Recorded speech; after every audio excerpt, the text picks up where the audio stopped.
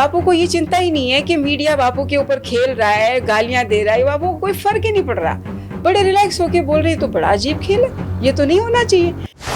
कि वो स्टिंग मेरे पास आया, हम लोगों ने देखा तो हमने मीडिया को इन्वॉल्व किया और मीडिया इन्वॉल्व नहीं हुआ। तो वही मीडिया 2013 में कोई भी लड़की आके बोलती कि मेरे साथ ऐसा किया आसाराम ने, तुरंत उसको उठाते, स्टूडियो में बिठाते और हीरो बना देते। बोलो बस ये दुपट्टा बांधना और लगाओ आरोप।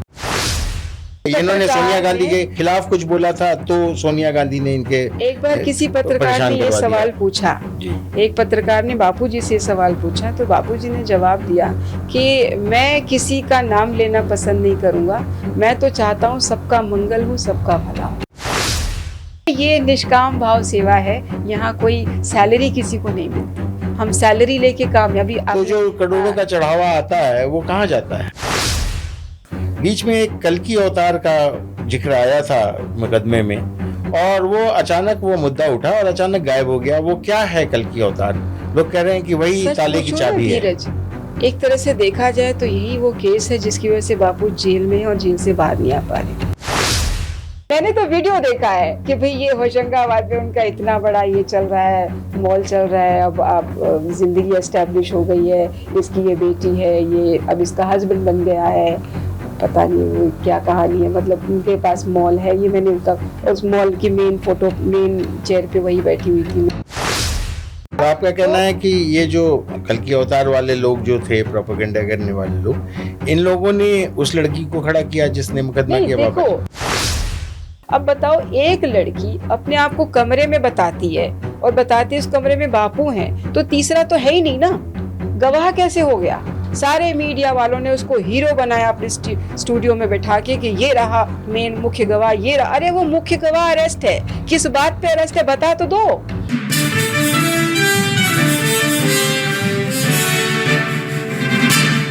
दोस्तों नमस्कार, स्वागत है आपका आज के कार्यक्रम में। आज हमारे साथ आशाराम बापू की जो संस्था है श्री योग वेदांत सेवा समिति, उसकी मुख्य प्रवक्ता, राष्ट्रीय प्रवक्ता नीलम दुबे जी हैं। नीलम दुबे जी खुद एक पत्रकार रही हैं और जिन दिनों मैं पत्रकारिता में था उस समय ये मेरे साथ काम भी कर चुकी हैं, लेकिन उसके बाद यह चली गई आशाराम बापू जी के साथ, और उनके भक्त के तौर पर नहीं, उनके प्रवक्ता के तौर पर। और उसके बाद जब वो कंट्रोवर्सी में घिरे तो हर कदम पर उनके साथ रहीं, और उनकी जो यात्रा है अब तक की, धर्म यात्रा कहें, विवाद यात्रा कहें, सब में नीलम दुबे जी उनके साथ कदम कदम पर रहीं। लेकिन आसाराम बापू जी के साथ ऐसी क्या मतलब परिस्थितियां बदली, कैसे वो एक गॉड मैन से कंट्रोवर्सी मैन बन गए, उसके बारे में नीलम जी से हम विस्तार से जानते हैं। नीलम जी, स्वागत है आपका आज के कार्यक्रम में। थैंक यू, नमस्कार। थोड़ा सा करेक्शन कहूँगी धीरज जी, मैं जब आपके साथ काम करती थी इट वाज 98-99 जी। 99 में हम एक लोकल चैनल में थे, उसके बाद मैं दिल्ली सिंह के पास चली गई थी, वहाँ मैंने कुछ काम किया। फिर मैं दूरदर्शन का एक प्रोग्राम था, दरअसल वो उमेश जी लेकर आए थे, उमेश उपाध्याय जी, उनके साथ मैंने काम किया। उसके बाद मैंने साधना में भी किया, उसके बाद मैंने जी नहीं, मैं मतलब आपका लंबा सफर रहा है पत्रकारिता पर, लेकिन मैं अपने आप को कोरिलेट कर रहा हूँ कि हम लोग तो साथ साथ काम कर चुके हैं। हाँ, लेकिन मुझे उसके बाद तो फिर आपने दूरदर्शन पर आंखों देखी में भी काम किया, कई सारे जगह पर रही, आप अच्छी पत्रकार रही, लेकिन उसके बाद आपका जो सफर है वो अध्यात्म की तरफ मुड़ गया। हाँ, नहीं तुरंत नहीं मुड़ा, यहाँ तक कि मैं छत्तीसगढ़ का इलेक्शन कवर करने गई थी 2002 में। 2001 में 2002 में ही मेरी शादी हो गई थी, और अब हम धीरे धीरे हमारी शादी हो चुकी थी, तो हमारी सासू माँ को चिंता थी भाई, क्योंकि ये पत्रकारिताओं को मतलब पत्रकारों का एक अलग रवैया होता है, उनका एक रूटीन होता है, खबर के हिसाब से रूटीन, उनका सोना उठना जगना सब चेंज हो जाता है। तो माँ को चिंता भी थी कि ये पता नहीं ऐसी है तो बच्चे कैसे होंगे। तो वो अक्सर मुझे बोलती थी, तू सुबह सुबह उठा कर ध्यान भजन किया कर, संतों के पास जाया कर, वो भी तू कर सकती है। तो फिर क्या हुआ, स्क्रीन और टीवी देख रही थी, और टीवी में बापू आसाराम जी आ रहे थे, उनका सत्संग सुन रही थी। तो बोली तू इतनी बड़ी पत्रकार है, मुझे इनसे मिलवा दे। तो मुझे लगा हाँ, मैं पत्रकार तो बहुत बड़ी हूँ, और मुझे इस बात का घमंड भी था। तो मैंने कहा ये कौन सी बहुत बड़ी चीज़ है। चलो, तब नीचे पट्टी चल रही थी कि पानीपत में संत आसाराम बापू जी का आश्रम 3 दिन के लिए सत्संग। तो मैंने कहा चलो 3 दिन के लिए पानीपत आए, मैं आपको ले चलती हूँ। मैं ले गई उनको। वहाँ जाके देखा धीरज, इतनी भीड़, इतनी भीड़, इतनी भीड़। मैंने कहा इतनी भीड़ एक व्यक्ति के पास। पहली बार मैंने वो भीड़ देखी थी। हालांकि इलेक्शंस कई बार कवर किए थे, लेकिन फर्स्ट टाइम। तो तभी तो सारे राजनेता संतों के चरणों में आते थे। गजब। अच्छा देखा तो दूर, मतलब ये पब्लिक बैठी है, ऊपर एक मतलब मंच है, मंच के उधर एक केबिन है कांच का, उस केबिन में बाबा जी बैठे हैं। मैंने कहा इनसे कैसे मिलवाऊं अपनी सास को, ये तो बड़ा मुश्किल काम है। और मैं इतने आराम से उनको ले आई। मेरे को चलो लेकर चलते हैं, आपको मिलवाते हैं। मैंने कहा चलो आज तो सत्संग सुनने, मम बोल चल आज सत्संग सुन लेते हैं, कल दीक्षा होगी, मैं दीक्षा ले लूँगी। हालांकि माँ को मैं नहीं मिलवा पाई थी उस समय। मुझे याद था उस समय धक्के खा के वापस आई थी। उन लोगों ने उठा के बाहर फेंक दिया मुझे। मैंने कहा मैं पत्रकार हूँ, मैं ये हूँ। बोले भले कुछ भी हो, सब यहाँ नीचे बैठते हैं, ऊपर बैठने की व्यवस्था नहीं, पीछे चलो। मिलाया। फिर सर सुरेशानंद जी जो बापूजी से पहले आते थे, सत्संग करते थे, उनसे मिलवा दिया था। तो वो बोले कि माता जी आप हरिद्वार आ जाना, मैं कोशिश करूँगा आपकी बापूजी से किसी तरह दर्शन आप कर सकें पास से। मिलवाने का गारंटी नहीं ले रहा। फिर आप कैसे जुड़ी उनसे? चमत्कार नहीं, हम जुड़ चुके थे। नहीं मतलब वो एज प्रवक्ता। हाँ, अब ये 2005 था, फिर 6 आया, 7 आया, 8 में बापूजी का जो मेन आश्रम है अहमदाबाद का, उस आश्रम के बगल में 2005 में गुरुकुल खुल गया था। और गुरुकुल बहुत अच्छा चल रहा था। वहाँ बड़े बड़े लोग मतलब जैक लगा के बच्चे को एडमिशन दिलवाते थे। बहुत मुश्किल से वहाँ एडमिशन होता था और अच्छा चल रहा था। अब 2008 में इट वाज जून या जुलाई, 2 बच्चे वहाँ जो बगल में साबरमती नदी है, उस नदी में नहाने गए, डूब के मर गए।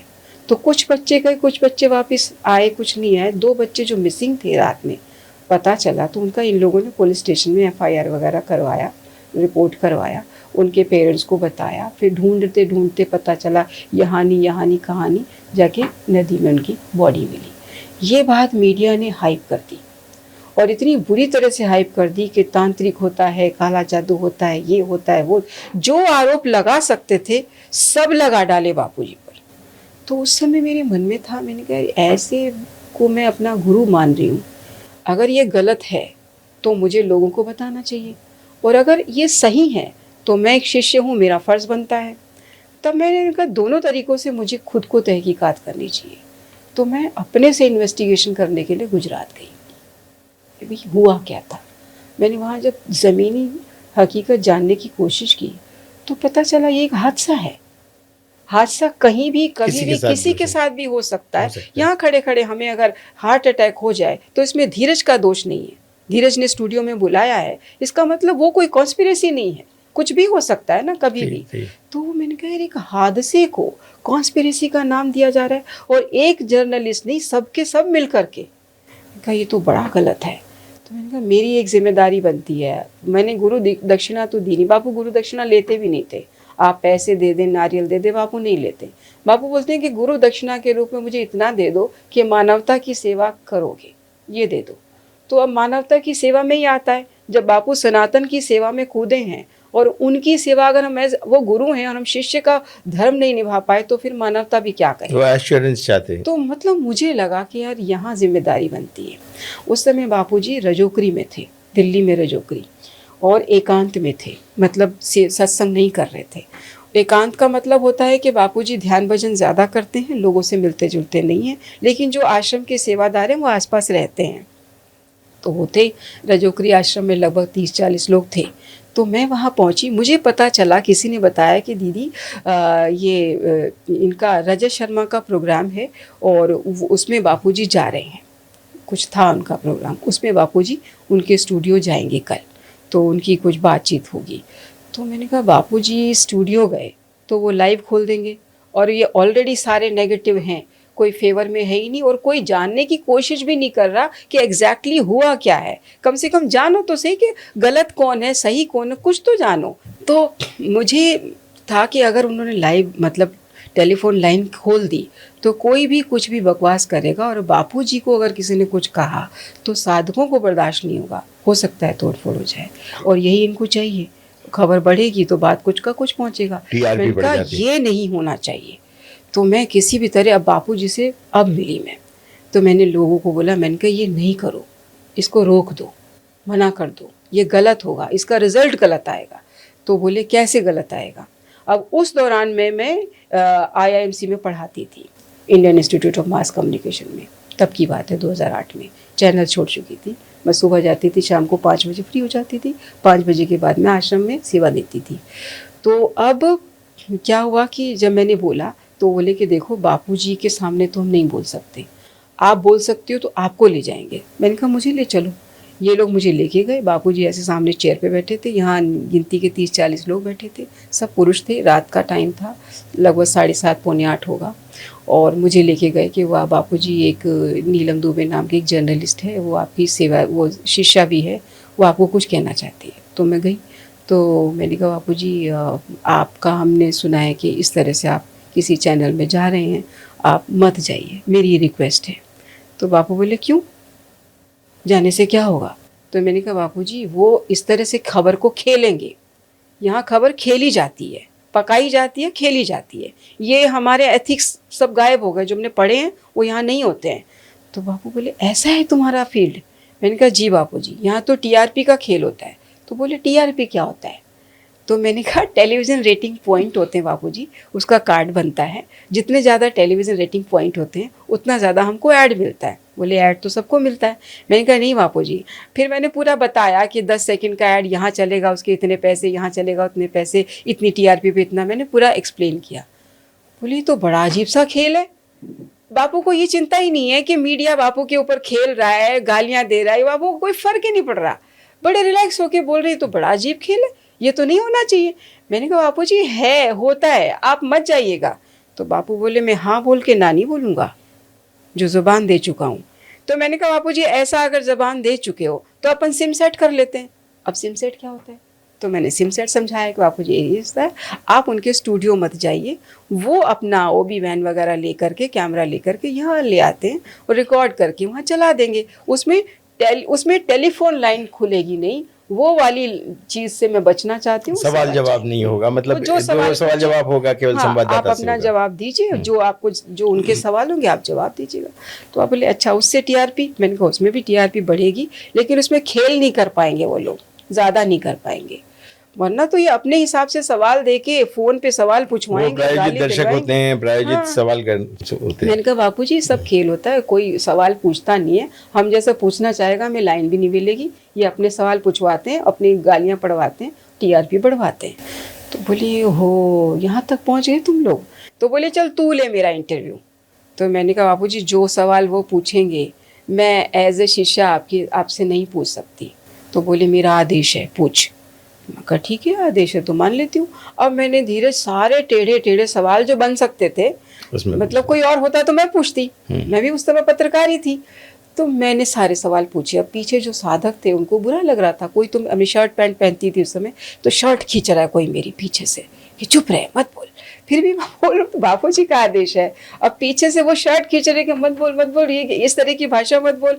मैं फिर भी बोल रही हूँ, अजीब अजीब सवाल पूछ रही हूँ, बापू सब सवालों के जवाब दे रहे हैं। कहीं भी बापू ने तेवर नहीं लूज़ किए, कहीं गुस्सा नहीं आया, कहीं ये नहीं आया कि बदतमीज़ी से पूछ रही है, कुछ भी नहीं वैसा। जो मौजूदा जो प्रचलन में भाषा थी उसी भाषा में उसी तरीके में मैंने सवाल पूछे, हर सवाल का बापूजी ने जवाब दिया। तो बापू बोले अब बता ठीक है TRP? मैंने कहा हाँ बापूजी TRP ठीक है, कल वो आ जाएगा। मैंने कहा बापूजी 10 बजे ना वो टॉस कर देगा, तो 10 बजे से पहले हम बता दें कि हम नहीं आ रहे, तुम आना। तो बोले अच्छा करो, सेवक को बोला। तो फिर वो आया, सौरभ आया उनकी तरफ से, तो बापू बोले कि तुम भी आ जाना। तो मैंने कहा ठीक है।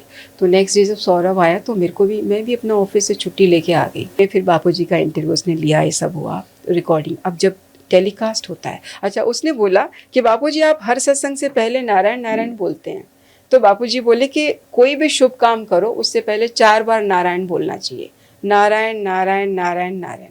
और इस चारों का बापूजी ने मीनिंग बताया कि पहले नारायण का मतलब ये, दूसरे नारायण का ये, तीसरे का ये, चौथे। तो ये उन्होंने बापूजी ने एक्सप्लेन किया, उसने सुना।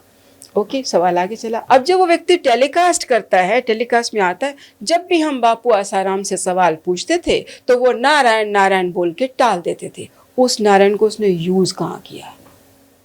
सोचो। अब हमारे पास मास्टर कैंप था, ये रिकॉर्डिंग थी। मैंने कहा इसे चलाओ, उसे देखा रहो, प्रेस कॉन्फ्रेंस करो, सब जगह दिखाओ। तो बापूजी बोले कि बेटा हमारा ये लाइन नहीं है, अब तुम प्रेस कॉन्फ्रेंस करोगे, एक पत्रकार को दूसरे की नज़रों में नीचा गिराओगे, ये हमारी लाइन नहीं है बेटा, उसको अपनी करनी का मिल जाएगा, तुम अपना काम करो। मेरे को बहुत गुस्सा चढ़ा। मैंने इतनी मेहनत की थी, पहली बार तो सबको बताया कि यहाँ कैमरा लगा, ये कर ये कर ये कर, सब ज़ीरो हो गया। अब सब लोग बोले देख लिया, तुम्हारा नतीजा देख लिया, वहाँ जाते तो बापू टोक दो देते, लाइव होता तो ये होता। अब सब ने ये शो किया कि मेरा डिसीज़न गलत था और मैं चुप रही। मैंने कहा यार, अच्छा उसी दिन मैंने बापूजी को बोला, मैंने कहा बापूजी आप हर बार ना आप मीडिया में जवाब मत दीजिए, आपका ये रोल नहीं बनता है, आपका जो काम है आप वो करिए। मीडिया में जवाब देने के लिए किसी प्रवक्ता को हायर कर लीजिए, किसी को अपॉइंट कर लीजिए प्रवक्ता के तौर पे, स्पोक्समैन। तो बापू बोले स्पोक्स पर्सन क्या होता है? मैंने कहा बापू प्रवक्ता कौन होता है? तो मैंने बताया कांग्रेस में ये प्रवक्ता है, सोनिया जाके जवाब मतलब आपने अपनी पोजीशन खुद मैंने प्लांट नहीं बताया, कर दी? प्लांट नहीं करी, मैंने सिर्फ बताया कि बापूजी प्रवक्ता का मतलब ये। वहाँ उस समय बहुत बड़े बड़े लोग बैठे थे जो बहुत ज़्यादा सेवा करते थे और अच्छे मतलब धनाढ़ भी थे, ठीक ठाक थे। मैं तो उस समय मेरे पास ऑल्टो कार थी छोटी सी, तो होता है ना आपके बस प्रेस्टीज होनी चाहिए। मैंने कहा ढंग का आदमी रखिए जो प्रवक्ता में दिखे आपको। तो बोले कि ठीक है आज से तू मेरी प्रवक्ता। तो मैंने कहा बापूजी मेरा वो स्टैंडर्ड नहीं है, आपका स्टैंडर्ड बहुत ऊंचा है, आप किसी बड़े व्यक्ति को रखिए, कोई बड़ी सी कार से आता हो, स्टैंडर्ड का दिखता हो, देखे भाई इतनी बड़ी संस्था का प्रवक्ता भी कुछ तो दिखे ना। मतलब पोजीशन के साथ साथ आपने हाँ, सैलरी वाली सब फिक्स करवाया? ऐसा नहीं, ये एक सेवा थी। अच्छा। और आज भी एक सेवा है। मैंने कभी भी आश्रम से 1 रुपया भी नहीं लिया। अच्छा। और बापूजी ने खुद मुझे बोला कि तू अपना खर्चा लिया कर। तो मैंने कहा बापूजी सब कुछ भगवान का दिया है, आप ही की कृपा से सब चल रहा है। तो मैंने कभी भी इसका मांगा नहीं। और हमारे आश्रम में सेवा होती है, सेवा नहीं मतलब अपॉइंटमेंट नहीं होता कि आपका ये पद है, ये सैलरी है, इस दिन आप एक्सपायर हो जाओगे, आपका जॉब ये वो, ऐसा कुछ नहीं है। वो सेवा का कार्य मुझे उस दिन से कार्यभार मिला और उस दिन से चल रहा है। मतलब खाता न बही, जो बाबा जी कहें वही सही। जो भी आपका तरीका अलग होगा, मुझे उसके बाद जो मिला वो मैं एक्सप्लेन नहीं कर सकती, बहुत कुछ मिला। तो इस तरह आप प्रवक्ता बन गई। अब थोड़ा प्रवक्ता के तौर पर बताइए कि बाबूजी के साथ, जो आशाराम बापूजी के साथ क्या क्या कंट्रोवर्सीज हैं और इन कंट्रोवर्सीज के पीछे असल क्या वजह है, आपको क्या लगता है? असल तो ये है कि बापूजी ने मानवता और सनातन धर्म की रक्षा का बीड़ा उठाया और ये बीड़ा उठाने की वजह से ही बापू लोगों के दुश्मन बने। अब एग्जाम्पल मैं आपको बताती हूँ, मैंने आपको बताया कि वहाँ लोगों को पता भी नहीं है उनकी ज़रूरतें क्या हैं, ऐसी हालात में लोग रह रहे हैं। ऐसे आदिवासी इलाकों में बापू जी ने सत्संग जा कर के किए जहाँ कोई व्यवस्था ही नहीं, जहाँ न सड़क है, न पानी है, न बिजली है। जो बापू कांच के केबिन में बैठ के सत्संग कर रहे हैं, वो उन आदिवासी इलाकों में जा रहे। क्यों जा रहे? क्योंकि उन आदिवासियों को 2 रोटी दे करके उनका धर्म बदलवाया। लेकिन उन पर जो आरोप लगा है आसाराम जी पर, सब आरोप वो कहा सारे इसके आगे, मतलब इतनी जो सारी सेवा थी उनकी, उसके आगे वो आरोप जो है वो ऊपर हो गया। हाँ, वो भी बताती हूँ। तो शबरी कुंभ जो किया गया था, बापूजी तो अपनी सेवा करते थे। बापूजी को जो पता चला कि यहाँ 2 रोटी के लिए इतने लोग परेशान हैं कि इन्हें अपना सनातन धर्म छोड़ना पड़ रहा है, तो वहाँ उस समय हालात ऐसे थे कि एक साध्वी आती थी सफ़ेद कपड़े में, किसी के पट्टी बांध रही हैं, किसी को गले लगा रही हैं, और मेन अखबार के फ्रंट पेज पे उनका इतना बड़ा फ़ोटो छप रहा है। इस तरह से उनको देवी बना के पेश किया गया, तो वो जो कहेंगी लोग मानेंगे। ऐसा होता चला गया। बापूजी ने क्या किया, वो मतलब पूरे गांव को क्रिश्चियन बना दिया गया था। बापूजी एक पूर्णमासी पे जाते थे और हरिओम का कीर्तन करते थे, ओम नमो भगवते वासुदेवाय का चैंटिंग करते थे और उनको भगवत गीता के बारे में समझाते थे कि कृष्ण भगवान क्या बोल के गए हैं और उसका क्या अर्थ है, और उनको भंडारा करवाते थे। उन्हें समझाते थे कि जिस धर्म में आप जन्मे हो वो उस परवरदिगार की मर्जी से जन्मे हो, अपनी मर्जी से धर्म नहीं बदलते, आप अपनी सुविधा के अनुसार भी नहीं बदलते। जिस धर्म में जन्मे हो उसमें मर जाना भी धर्म ही है। तो उनको एक ही दिन में धर्म वापसी करवा देते थे। एक दिन के अंदर रिकॉर्ड रहा है बापूजी का, 70,000 लोगों की धर्म वापसी करवाई है।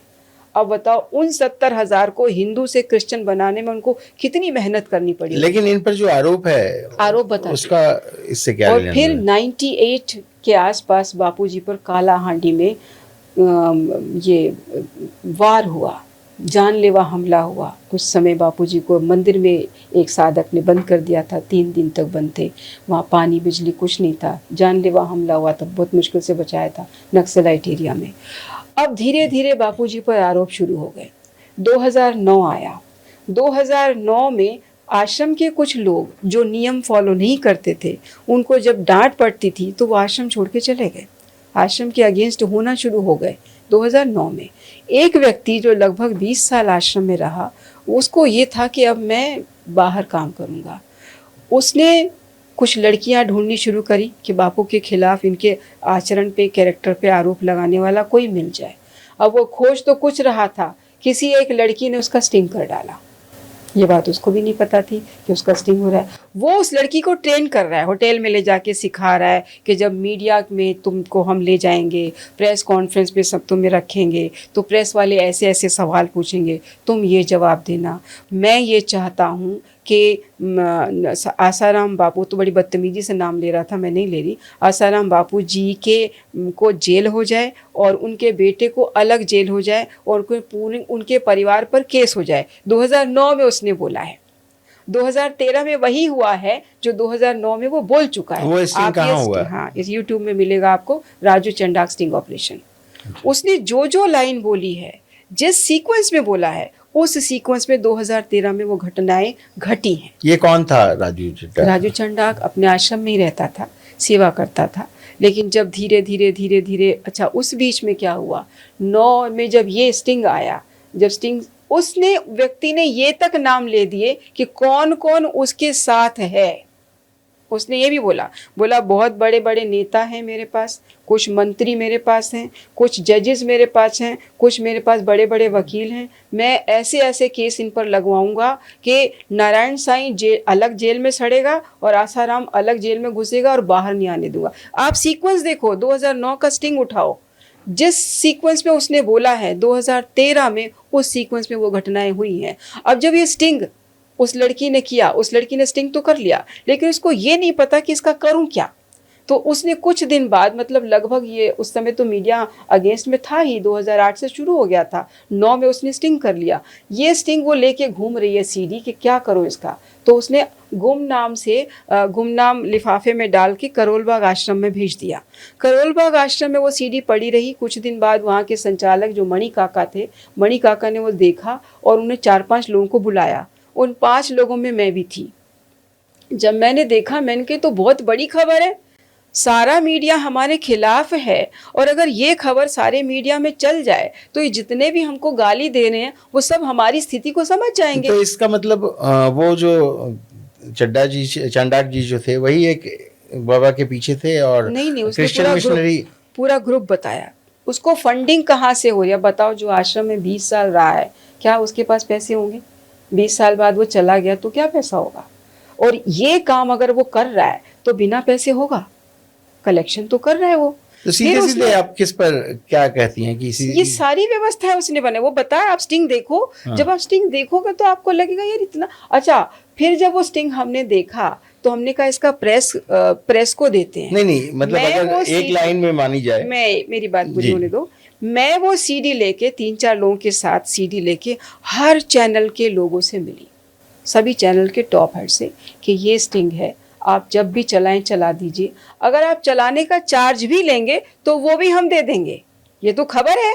अगर आप खबर नहीं चला रहे, मान लीजिए आप स्पॉन्सर्ड ले मानते हैं, तो आप कमीशन स्पॉन्सर जिस भी रूप में आप लेते हैं लीजिए, हम दे देंगे, अब चलाओ। तो उन्होंने खबर नहीं चलाई, सबने सीडी ले ली, रख लिया, नहीं चलाई। उन दिनों सोशल मीडिया का उतना बोलबाला नहीं था। मीडिया था ही नहीं बेचारा। ठीक है, मैं मान लेता हूँ मैं, लेकिन आपका अभी जो कहना है अभी आज की तारीख में कि सीधे सीधे अगर एक लाइन में पूछी जाए तो कौन फंडिंग कर रहा था?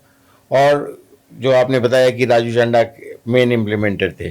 नहीं, मैंने ऐसा उसका नाम नहीं लिया। मैं तो सिर्फ बता रही हूँ कि वो स्टिंग मेरे पास आया, हम लोगों ने देखा तो हमने मीडिया को इन्वॉल्व किया और मीडिया इन्वॉल्व नहीं हुआ। तो वही मीडिया वही मीडिया 2013 में कोई भी लड़की आके बोलती कि मेरे साथ ऐसा किया आसाराम ने, तुरंत उसको उठाते, स्टूडियो में बिठाते और हीरो बना देते। बोलो बोलो आसाराम बापू के खिलाफ बोलो, और वो धमाधम बोलती है। मैंने कहा इसका कोई आइडेंटिटी नहीं, ये सच बोल रही है झूठ बोल रही है, तुमने ये भी वेरीफाई नहीं किया। एटलीस्ट इतना तो वेरीफाई करो कि लड़की झूठ बोल रही है सच बोल रही है, कौन है, कहाँ से आई है, किसने भेजा, कुछ नहीं पूछना, बस ये दुपट्टा बांधना और लगाओ आरोप। मैंने कहा देखो इस मीडिया को हमने डीवीडी दी तो वो नहीं चलाई, लेकिन ये चलाए क्योंकि फंडिंग हम नहीं दे रहे थे। फंडिंग जब बाहर से आ रही हो, पैसा बोलता है धीरज, नहीं तो फंडिंग तो आप करने को तैयार थे ना, आप कह रहे हैं कि जो फंडिंग वहां से आ रही है उतनी थोड़ी हम दे देंगे, हम तो वो सीडी चलवाने की देंगे, वो तो पूरा पूरा खरीद के बैठे। विज्ञापन का रेट आप दे रही हाँ, थी।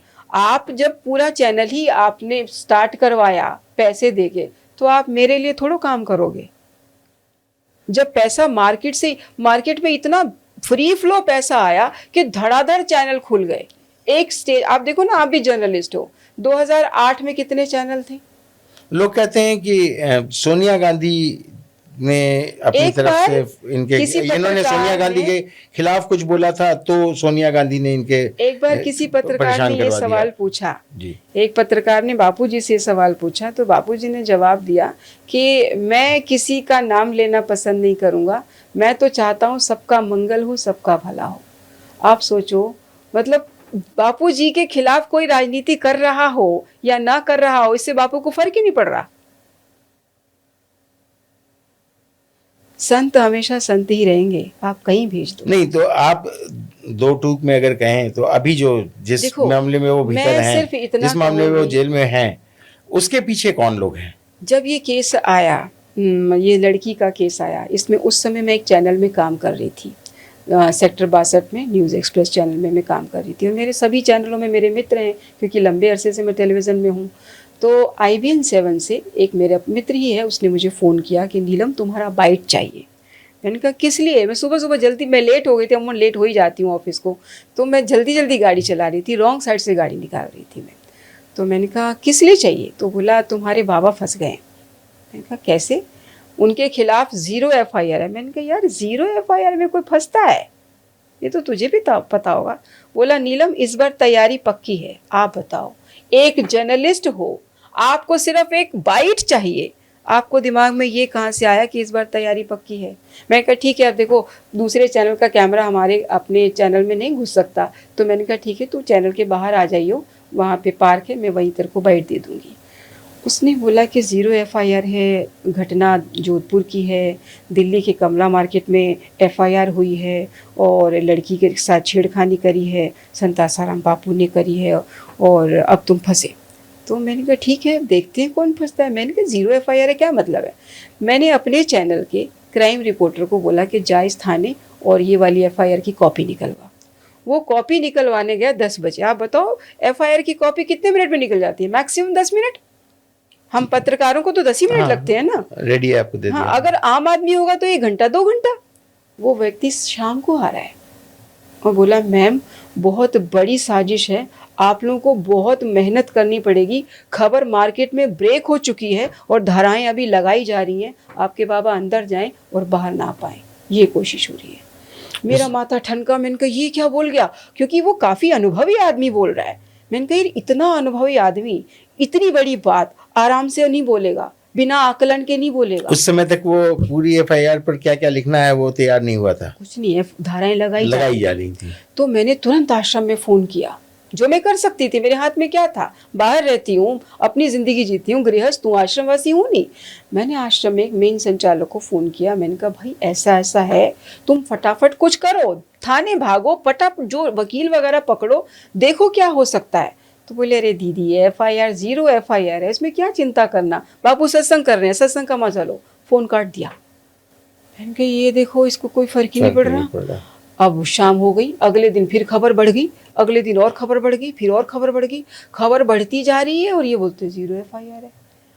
और यहाँ हमारी यहाँ बैंड बज गई क्योंकि हम प्रवक्ता, अब एक चैनल 420 चैनल तो उस समय तक आ चुके थे।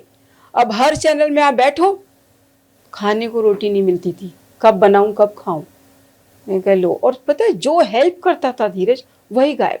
अब मैंने बताया आश्रम में कि भाई मैं खाना नहीं बना पा रही हूँ, मेरे पास उस समय मेड थी रईसन बेगम, मोमडन थी, तो वो क्योंकि नॉनवेज वगैरह खाती थी तो मैं उसे खाना नहीं बनवाती थी, बाकी सारा काम करवा लेती थी, खाना मैं खुद बनाती थी। मैं बोलती थी रईसन सिर्फ गर्म करके बच्चों को दे देना। अब मुझे काम ही मौका ही नहीं मिल रहा कब खाना बनाऊँ। तो मैंने आश्रम में बोला करोल बाग में कि भाई खाना नहीं बना पा रही, तो बोले दीदी यहाँ खिचड़ी बनती है, हम टिफ़िन आपको भेज दिया करेंगे। तो टिफ़िन खिचड़ी का और थोड़ी दाल वाल आती थी रोज़ शाम को, हम वही गर्म करके खाते थे। धीरज एक दिन वो खिचड़ी भी नहीं आई, रात के 11 बज गए।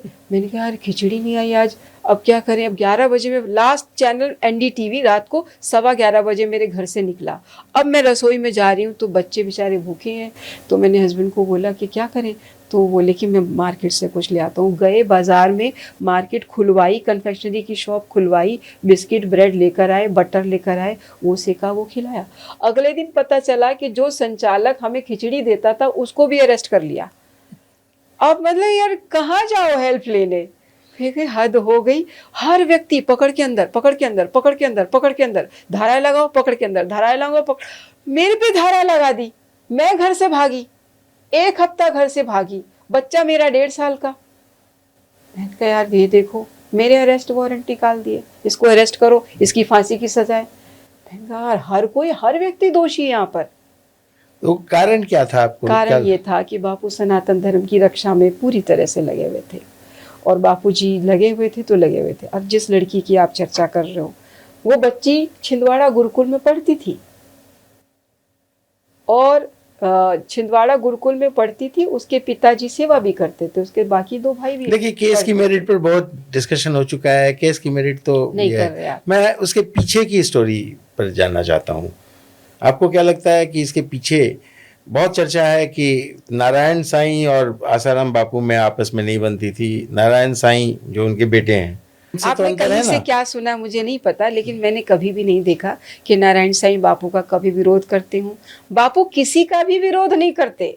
नहीं तो वो नारायण खुद साईं का नहीं तो खुद क्यों नहीं करेंगे? खुद नहीं, उनके जो समर्थक हैं उनके पीछे जो लॉबी है, ऐसा तो कोई नारायण लॉबी साईं नहीं की है। जो लॉबी है वो आसाराम जी के पीछे आसाराम जी के खिलाफ सबूत जुटाने में रहती है, और आसाराम जी की जो लॉबी है वो नारायण साईं के खिलाफ सबूत जुटाने में गलत। रहती है। और ये आश्रम के जो करोड़ों की जो संपत्ति है, अरबों की, उसके पीछे का मामला है, ऐसा ऐसा कहा कुछ जा रहा है। नहीं है। करोड़ों की संपत्ति बापू की पर्सनल नहीं है, और करोड़ों की संपत्ति नारायण साईं की भी पर्सनल नहीं है। ये बात दोनों को पता है, नारायण साईं जी को भी पता है, बापू जी को भी पता है। और बापू जी तो खुद कहते हैं कि जितना भी है सब कुछ तुम लोगों का नहीं है। जो ट्रस्ट चर्चा है मार्केट में, ट्रस्ट वो है। हाँ वो जो ट्रस्ट चर्चा है मार्केट में कि अगर ये दोनों भीतर जेल में रहेंगे तो जो बाकी जो सर्किल वाले हैं उनको फायदा होता रहेगा, कहाँ ऐसा। फायदा हुआ मुझे बता दो। इतने साल से नारायण साईं भी 2013 में जेल चले गए थे, और बापू जी ये भी। बाप बेटी की तो बात नहीं कर रहा हूँ, किसको फायदा इनके ये हुआ? जो उनके पीछे जो मंडली है उनकी ना, वो मंडली अभी फायदे में है। उस मंडली का आप नहीं, मेरे को कहाँ फायदा हुआ बताओ? आप तो मंडली में है ही नहीं, आप तो नहीं खिचड़ी तक देखो, नहीं मिल ये रही एक थी आपको। ट्रस्ट है, ये एक ट्रस्ट है। ट्रस्ट में सब लोग सेवा करते हैं, और कोई मंडली है ही नहीं। या आपको गलत रिपोर्ट मिली है कि कोई नहीं, मंडली इस है। ट्रस्ट के मैं कोई आपको ना कोई बताती तो हूँ, जहाँ कार्यकर्ता विरोध की होंगे। बात आ रही है, जी। विरोध की बात जा रही है। बापूजी ने नारायण साईं को अपने पास रखा, छोटे थे बचपन में, उनको ध्यान भजन भी सिखाया। लेकिन जब वो बड़े होने लगे तो क्योंकि वो बापूजी के बेटे हैं, इसलिए क्या होता था, बहुत सारे लोग उनके पैर छूने लगते थे, उनके आसपास घूमते थे। तो बापूजी को था कि भाई जब सब कुछ छोड़ के आश्रम में आए हो तो ये मोह भी छोड़ो कि ये इसका ब्लड रिलेशन, इसका भाई, इसका भतीजा, ये भी मोह छोड़ो। तुमको सिर्फ ध्यान भजन पे लगाना है और मानव की सेवा में ध्यान लगाना है, ये सब चीज़ें नहीं करो। और फिर बापूजी को ये भी लगा कि नारायण साईं मेरी छत्र छाया में रहेगा तो पता नहीं आगे बढ़ पाएंगे कि नहीं बढ़ पाए। तो उन्होंने एक दिन ऐसा आया, बोले कि तुम बड़े हो गए हो, अब तुम अपना काम खुद करो, अपनी पहचान खुद बनाओ। और उस दिन बापूजी ने उनको आश्रम से कहा कि तुम कहीं जाओ नहीं, और अपना, जैसा मैंने कहा कि अभी जो जैसे ट्रस्ट है, तो ट्रस्ट के बहुत सारे बेनिफिशियरीज तो हैं। किसको हैं? पब्लिक को हैं, वो अभी भी हैं, तब ट्रस्ट के भी थे। बेनिफिशियरी जो ट्रस्टीज हैं, जो नहीं। लोग हैं, उन लोगों को फायदा नहीं है इसका? ट्रस्टीज को कोई फायदा नहीं है। ट्रस्टी मोटी सारा दिन तनख्वाह होती सेवा, है उनके, उन लोगों नहीं, की, यहाँ उनके ये खर्चे सैलरी, उठाए जाते हैं। ये निष्काम भाव सेवा है। यहाँ कोई सैलरी किसी को नहीं मिलती। हम सैलरी लेके कामयाबी तो जो करोड़ों का चढ़ावा आता है वो कहाँ जाता है?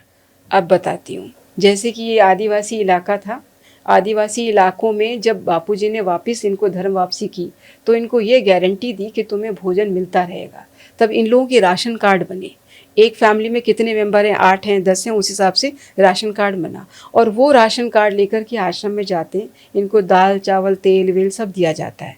और जब दिवाली आती है, दिवाली पे भंडारे होते हैं, कंबल मिठाई, बच्चों की कॉपी किताब जूते वूते स्वेटर वगैरह सब उन्हें दिए जाते हैं। और ये रेगुलर चलता है। इतना ही नहीं, जो घर के बुजुर्ग लोगों को लोग सोचते हैं कि ये फालतू है, ये कमाता नहीं है, खाता है, इसे भगाओ, उसके लिए बापूजी ने स्कीम बहुत साल पहले स्टार्ट करी थी, जो आज भी चल रही है, भजन करो भोजन करो। ये स्कीम क्या है कि अगर आपके पास समय है, आप बुजुर्ग हो या जो भी हो, आपके पास समय है, आप नियरेस्ट आश्रम में चले जाओ, आश्रम के रजिस्टर पे बताओ कि मैं इस जगह से आया हूँ, ये मेरा नाम है, ये मेरी आइडेंटिटी है, और वहाँ इतने बजे आया हूँ, और जाके बैठो। और बैठ करके सिर्फ आपको राम का नाम जपना है, कुछ नहीं करना है। जो भगवान पसंद है उसका नाम जपो, और जपते जपते जपते 6-7 घंटे जाप करो। और जब वापस जाते हो तो बताओ कि मैं जा रहा हूँ। तो आपको आपके परिवार के सदस्यों की संख्या के हिसाब से भोजन दिया जाएगा, आपको भजन करने का पैसा दिया जाएगा, आपको दिहाड़ी दी जाएगी कि आपने वो दिहाड़ी आश्रम में बिताई है, इसलिए आपको दिहाड़ी के तौर पे 100-150 रुपए मिलेंगे। और घर के लोगों के लिए फिर भी कुछ मैनेजर्स तो होंगे। ये स्कीम, ऐसा कुछ कोई मैनेजर नहीं है। मैं आश्रम में गई, मुझे कोई काम बता देगा कि दीदी ये काम मैं करने लग जाऊंगी। आप गए, आपको काम बता देगा, करने लग जाएंगे। कुछ इतना फंड आता होगा तो कोषाध्यक्ष वगैरह तो होंगे। ऐसा कहीं कुछ नहीं है। जिसको जो मिलता है सेवा, वो उस समय उस दिन वो वही सेवा कर लेता है। अगर मुझे आज फिनेंस की मिली, मैं फिनेंस की सेवा करूंगी। अगर आज मुझे मिलेगी कि भोजनालय में तुमको जाना है, मैं भोजनालय में सेवा करूंगी। तो आश्रम में हाँ, कुछ लोगों को लगता है कि हाँ यही काम मेरे लिए अच्छा है, तो वो उसी काम को चूज। चलिए एक और मुद्दा बहुत चर्चा में था, वो कल्कि अवतार। बीच में एक कल्कि अवतार का जिक्र आया था मुकदमे में, और वो अचानक वो मुद्दा उठा और अचानक गायब हो गया। वो क्या है कल्कि अवतार? लोग कह रहे हैं कि वही ताले की चाबी है। धीरज, एक तरह से देखा जाए तो यही वो केस है जिसकी वजह से बापू जेल में है और जेल से बाहर नहीं आ पा रहे। ये मे बी अ रीज़न, मुझे पर्सनली मुझे ऐसा लगता है कि ये रीज़न है। अब कल्कि अवतार सबसे पहली बार मैंने बापूजी के मुंह से तब सुना जब मैं सत्संग सुन रही थी 2013 में मई में हरिद्वार में। बापूजी मई में 2013 में, मतलब अमूमन मई जून में बापू हरिद्वार में या ऋषिकेश में सत्संग देते हैं। तो हम मई में, बच्चों की छुट्टियां होती हैं, हम लोग चले गए सत्संग में। हम बैठे थे और बापूजी अचानक बहुत अच्छे गुड लेवल का सत्संग कर रहे थे। अचानक बापू बोले कि कल्कि अवतार के नाम पे अगर तुमसे कोई पैसे मांगे तो उसके जूते मारना। मैंने कहा अचानक बापू कैसे ऐसा भूल गए? ऐसा कोई अवतार, कल्कि अवतार जैसा ऐसा हमने कुछ बोला नहीं है। बापू बोले कि हमारी तरफ से ऐसा कुछ भी नहीं है, कल्कि अवतार वगैरह ये जिन लोगों ने षड्यंत्र किया है। लेकिन लोग कहते हैं कि कल्कि अवतार को शुरू में बापूजी ने ही लॉन्च किया था, या ऐसा कुछ भी नहीं। बापू तो उस दिन मैंने पहली बार बापूजी के मुंह से सुना। अच्छा, फिर बापू क्या है, क्या पूरा थोड़ा विस्तार से बताइए। विस्तार इसके बाद जब हमने इसको जानना चाहा तो ये बड़ा इंटरेस्टिंग केस था। बहुत ही, मतलब मुझे एज ए क्राइम रिपोर्टर बड़ा मज़ा आया इस केस को समझने में, क्योंकि बहुत सारी बातें तो मुझे बाद में पता चली, अब पता चली हैं। जब ये केस कामत जी ने अपील के दौरान डिस्कस किया तब बहुत सारे लोगों ने मेरे पास टिकट है, मेरे पास ये है, प्रूफ दिखाने शुरू कर दिए। तो हमने कहा यार अब तक तुम कहाँ चुप थे और क्यों चुप थे, बताना चाहिए था। अब ये केस था क्या, ये केस क्या है? कल्कि अवतार का मतलब इन्होंने एक ऐसा कहानी गढ़ी कि ऐसा करते हैं, बापूजी बुजुर्ग हो गए और अगर सारा कुछ नारायण साईं को मिले तो उससे पहले तो हमें मिल जाए। तो इन लोगों ने क्या किया कि इन्होंने एक खबर फैलाई कि ये एक लड़की लेकर आए, लेडी भी, वो प्रेग्नेंट थी। बोले कि इसके गर्भ में जो बच्चा आया है वो कल्कि अवतार है और वो बापूजी की आज्ञा से और उनके आशीर्वाद से आया है। ऐसा उन्होंने कहानी फैलाई। ठीक है, अब उस वो क्योंकि कल की अवतार आ रहा है तो उसका स्वागत करना चाहिए हमें। अब ये सीक्रेटली कुछ लोगों को फ़ोन करते थे, जो लोग धनाढ़ होते थे और जो श्रद्धालु होते थे। ऐसे बहुत से लोग हैं जो धनाढ़ हैं लेकिन वो डोनेशन अपनी मर्जी से करते हैं। आप उन्हें बोलो कि भाई यहाँ पे डोनेशन, तो उनकी इच्छा है, करेंगे नहीं करेंगे नहीं करेंगे। मगर ऐसे कई लोग उनको नज़र आए कि ये धनाढ़ भी है और श्रद्धा बहुत रखता है, बापूजी के नाम पे इतने करोड़ों इतने लाखों निकाल देगा। तो उन्होंने ऐसे ऐसे लोग पहले चूज़ किए, उसकी लिस्ट बनाई और उस लिस्ट के अकॉर्डिंग उनको फ़ोन किए कि हमारे यहाँ पर सीक्रेटली एक सभा चल रही है, वो सिर्फ बापूजी के कहने पे हो रही है, ऐसा उन्होंने कहा, झूठ फैलाया। कौन थी ये लेडी? एक सीमा नाम की लेडी थी, सीमा आहूजा नाम की, और ये उस समय छिंदवाड़ा गुरुकुल में ये वार्डन थी। उससे पहले उन्होंने कहानी गढ़ दी थी और जो इसके सपोर्ट में थे वो वहाँ डायरेक्टर थे। तो जब बापूजी ने इस तरह से बोला और जब ये कल की अवतार खुला और जब जो लोग इसमें जो जिनकी श्रद्धा का यूज़ बापू के खिलाफ हो रहा था उनकी आंखें खुली, तब उन्होंने बोलना शुरू किया कि मेरे को भी शामिल किया, मैंने इतने। अब वो उसकी पूजा करवाते थे, उसकी पूजा में वो सीमा आहूजा की, क्योंकि वो प्रेग्नेंट है, उसके कल की अवतार आएगा, ऐसा करके उसकी पूजा होती थी वहाँ पर। बाकायदा होटल्स में रूम बुक हुए हैं और इन लोगों को सीक्रेटली वहाँ ले जाया गया है। फ़ोन आप बाहर रखेंगे, आप फ़ोन अंदर नहीं ले जा सकते। और जितनी देर हम लोग हमारा ये कार्यक्रम चलेगा उतनी देर आपको यहाँ चुपचाप बैठना है, किसी से कोई सवाल नहीं पूछना है। इतना सीक्रेटली उन्होंने काम किया कि लगता था कि शायद हो रहा हो ऐसा। जब बापूजी ने बोला कि ये सब झूठ है, फरेब है, षड्यंत्र है, जो कोई पैसे मांगे उसके जूते मारो। ये बापूजी के जेल जाने से पहले की बात है? हाँ, मई 2013 में बापूजी ने बोला और अगस्त 2013 में बापू पर आरोप लगा है। अच्छा, इस बीच में खेल कल की अवतार अवतरित हो गए हैं धरती पर। अरे अच्छा हुआ, भगवान की दया से उसको लड़की पैदा हुई, लड़का पैदा होता जाने क्या कांड कर देते वो लोग। वो तो अच्छा हुआ उसको बेटी हुई, बेटा नहीं हुआ, वरना तो और ना जाने कितने लोगों की श्रद्धा का कवाड़ा कर देवी नहीं बनी अभी वो। मुझे नहीं पता, मैंने फॉलो नहीं किया, लेकिन जिन लोगों ने फॉलो किया मैं उन लोगों की रीडिंग के हिसाब से बता रही हूँ। उस महिला को भी मैंने कभी नहीं देखा, ना कभी मैं मिली हूँ, ना उस पुरुष को मैंने। अच्छा, इसका बापूजी के केस से कैसे रिलेशन है? देखो ना, वो तो बापूजी के शिष्य ही थे, सीमा भी और वो प्रजापति भी, वो दोनों के दोनों वहाँ रहते थे, छिंदवाड़ा गुरुकुल संभालते थे। और सबसे अच्छा गुरुकुल जो था वो छिंदवाड़ा गुरुकुल था। बहुत अच्छा रिजल्ट आता था, बच्चे 90% मार्क्स लाते थे 10th में। बहुत मतलब अब यूनिवर्सिटी बनने जा रही थी। और जो डायरेक्टर थे वो वाकई प्रोफेशनली वो बहुत अच्छा काम कर रहे थे।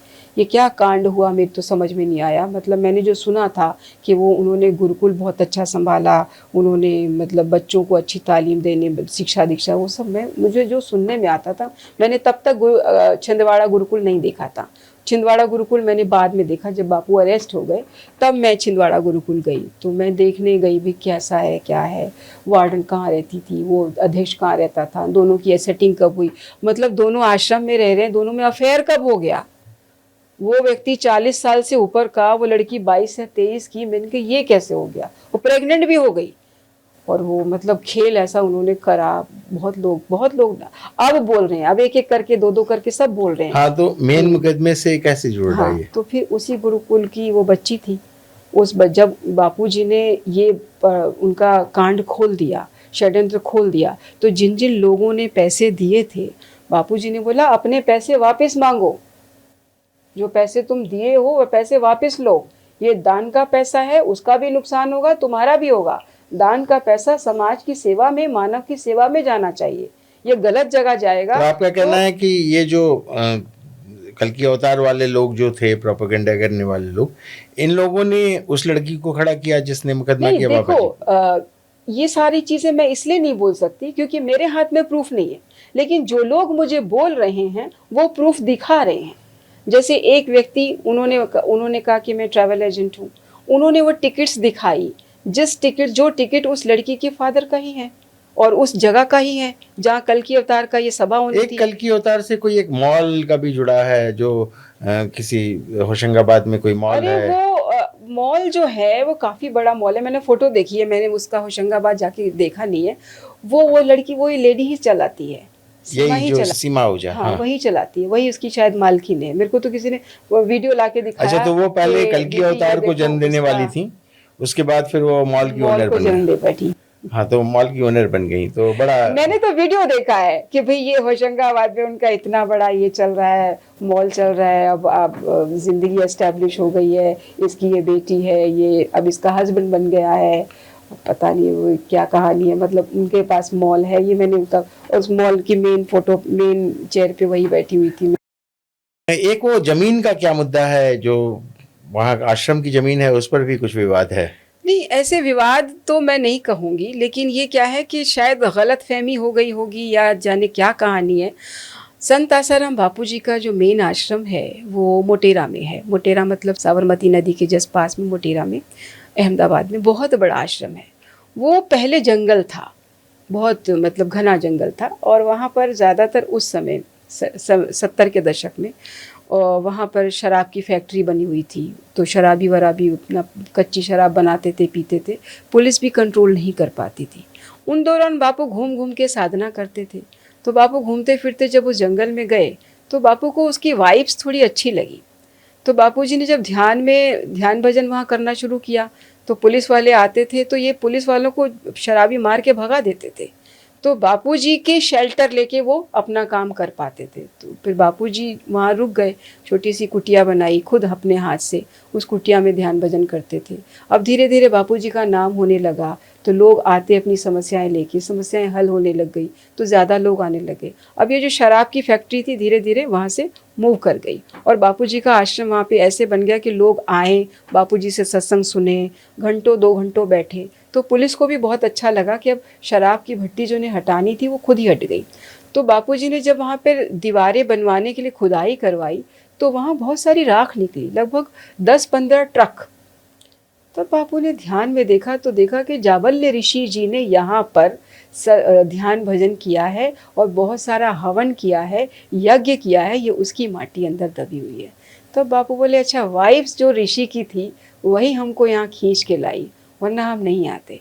तो धीरे धीरे वो आश्रम बन गया, लोग ध्यान भजन करने के लिए आने लग गए, रहने लग गए। अब वो एक साधना स्थली है, सन 72 से बनी है, और फिर वो 80 में जब रिन्यू हुआ सरकार की तरफ से तो वो ज़मीन हमें आवंटन हो गई। उसका जो पैसा था, खर्चा था, बताया गया, वो हमने दे दिया। इसी तरह एक बार और 99 में, 94, 99 में भी 3 बार वो ज़मीन का आवंटन हुआ, और जो बताया गया रिन्यू रेट से वो हमने उनको दिया। ध्यान भजन चलता रहा। कुछ साधक वहाँ लगभग 300-400 लोग हैं, डिवोटी हैं, जो घर बार छोड़ के वहीं रहते हैं सुबह से शाम। सुबह 4 बजे उठना, ध्यान भजन करना, दोपहर की संध्या करना, शाम की संध्या करना, ये चलता है वहाँ पर। हम जैसे लोग कभी कभी साल में 2-3 बार शिविर होता है, महिलाओं का शिविर होता है, बच्चों का शिविर होता तो है। मामला कोर्ट में कैसे पहुंचा? अब क्या हुआ कि उन लोगों को 650, वो 10 एकड़ में बना हुआ आश्रम है, ज़्यादा बड़ा भी नहीं है, लगभग 650 एकड़ ज़मीन ओलंपिक के लिए चाहिए, तो उसमें वो 10 एकड़ भी वो लोगों को चाहिए। हम लोग कह रहे हैं कि यह ध्यान भजन की जगह है, हमें देने दीजिए हम लोग को। आप तो कहीं भी ले लोगे, ओलंपिक का आप कहीं भी बना लोगे, लेकिन यही जगह क्यों ले रहे हो? यहाँ तो देखो, ये साबरमती नदी, ये बगल में आश्रम, और ऊबड़ खाबड़ ज़मीन है, तो वहाँ कैसे आप कुछ कर पाओगे? नदी कभी भी बढ़ जाती है, कभी भी घटती है। हम लोगों को भी इतनी मुश्किल आती थी, जब बाढ़ आ जाती है तो आधा सामान। तो कौन पहुंचा कोर्ट में? हम लोग गए कोर्ट में। अच्छा, सरकार एक्वायर कर रही है उसको? हम लोग गए कोर्ट में, हमने रिक्वेस्ट किया, तो हमने कहा कि भाई ये हम लोगों ने बरसों ध्यान भजन किया है, तो अभी भी हमारे पास रहने दीजिए। और दूसरी बात ये देखिए ना कि पूरी दुनिया के लोग आते हैं, ये नहीं कि गुजरात के ही आते हैं, पूरी दुनिया के लोग उस जगह पर ध्यान भजन करने आते हैं। जब शिविर होता है दिवाली का, उस दिवाली के शिविर में 10-10 लाख, 20-20 लाख लोगों का आना जाना होता है। वो आपकी डिमांड है कि से आपको मिल जाए वो सरकार को बेनिफिट नहीं मतलब होता आपके पास ही रहे वो जमीन? हमारे पास, हमारी थोड़ी है, साधकों की है। साधक आप भी हैं, मैं भी हूँ। आश्रम में कोई भी आए उस पर्पज से आए कि आप ध्यान करें, भजन करें और सुकून पाएं। बाहर की दुनिया में कहाँ सुकून है? आप 10 मिनट ध्यान नहीं कर सकते, वहाँ आप जाइए, आप बैठेंगे पेड़ के नीचे, ध्यान लग जाएगा। अच्छा, एक सवाल रह रहा है इसमें कि ये जो मुकदमा चल रहा था तो उसमें कई गवाह हीरो बन गए थे, इसका क्या मामला है? बापू जी के खिलाफ जब FIR हुआ देखो, जब 2008 में बापूजी के खिलाफ इन्होंने शिकंजा कसना शुरू किया, 2 बच्चों की जब डूबने से मौत हुई, तो इन लोगों ने आरोप बापूजी पर बहुत सारे लगाए कि काला जादू ये वो वगैरह। वो मामला भी जब सुप्रीम कोर्ट पहुंचा तो माननीय सुप्रीम कोर्ट का ये आदेश आया कि काला जादू से किसी को नहीं मारा जा सकता। ये बच्चों की मौत जो हुई है नदी में डूबने से हुई है। तो अब ये क्लीन चिट मिली तो बापूजी को अरेस्ट नहीं कर पाए। इन लोगों का पूरा मकसद था अरेस्ट करने का, और ये सारे गवाह वहाँ पहुँचे थे, कई सारे, और बड़े धड़ल्ले से बापू के खिलाफ बोलते थे, बावजूद इसके बापूजी अरेस्ट नहीं हुए। तो जब 13 में ये आरोप लगाया, संगीन आरोप लगाने की कोशिश करी। अब इस आरोप में बहुत सारी चीज़ें थी, वो आप आना नहीं चाहते मेरिट डिमेरिट पे, इसलिए मैं नहीं जिक्र कर रही। लेकिन जब ये आरोप लगा तो वही गवाह यहाँ भी गवाह हो गए। अब बताओ, एक लड़की अपने आप को कमरे में बताती है और बताती है इस कमरे में बापू हैं, तो तीसरा तो है ही नहीं ना, गवाह कैसे हो गया?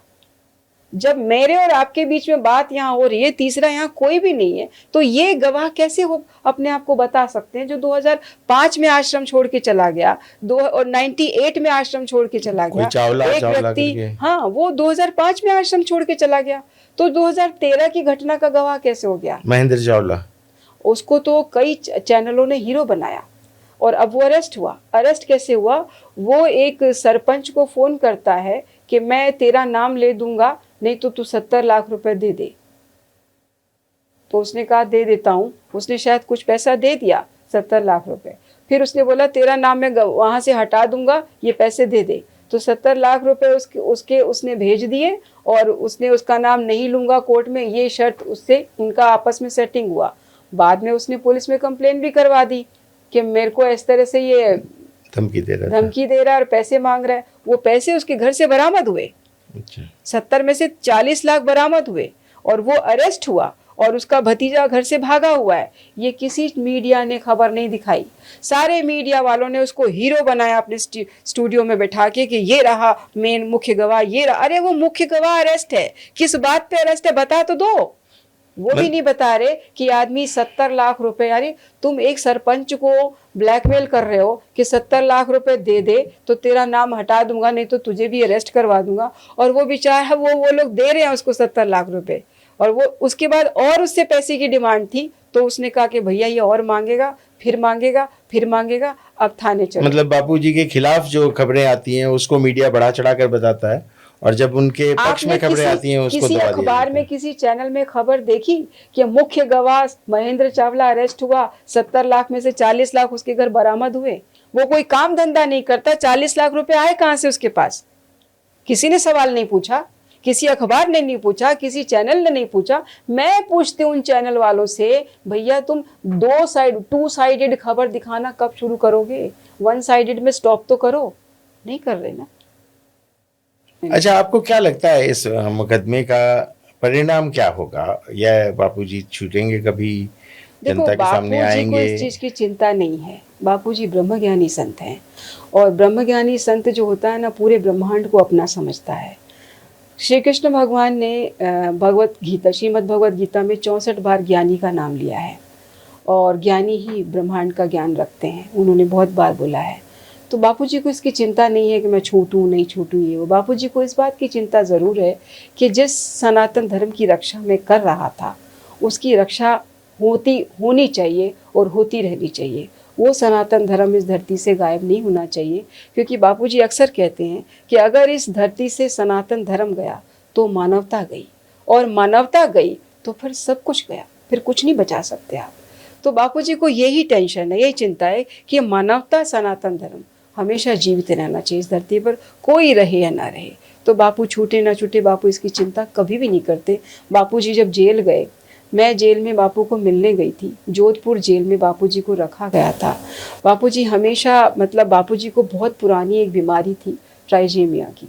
उसमें ब्रेन में बहुत ज़बरदस्त पेन होता है, प्रसव की पीड़ा से भी ज़्यादा बड़ा दर्द होता है, ये इतना ज़बरदस्त दर्द होता है, और इसका कोई इलाज भी नहीं है। तो इसमें बापू अपना इलाज खुद करते थे आरोमा थेरेपी से, मतलब तुलसी के पौधे खूब सारे हों वहाँ पर, उस बीच में बापू प्राणायाम करते थे, तो बापू को वो कंट्रोल रहता था उस बीमारी पर। लेकिन जब जोधपुर जेल भेजा, छोटी सी जेल जिसमें 1400 कैदी रह रहे हैं, कैपेसिटी है नहीं। वहाँ तुलसी के पौधे उधे नहीं मिलेंगे। फिर बापूजी ने लगवाए, खुद लगाए, बापूजी ने खुद मेहनत करी वहाँ पर।